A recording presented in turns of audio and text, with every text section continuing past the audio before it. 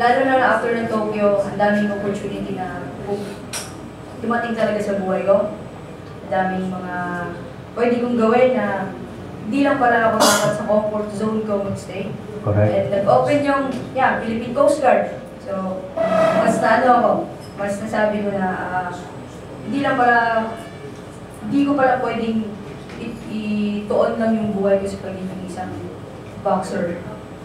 Alam niyo po yun. Kasi sobrang daming dumating sobrang thankful ako dahil nagkaroon na din ako na, isa din yung pangarap ko makapasok ako sa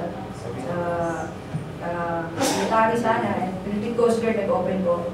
Yun po yung ano. So, and yun, may mga taong dumating din po na mas pinaliwanag pa sa akin na hindi lang sa boxing, ikot yung buhay mo. Kaya, yun, naiisip ko talaga na baka ito na yung last Olympics yun. And pero yung Asian Games talaga, gigil din po ako dyan kasi 3 Asian Games na po talaga akong na-betlog.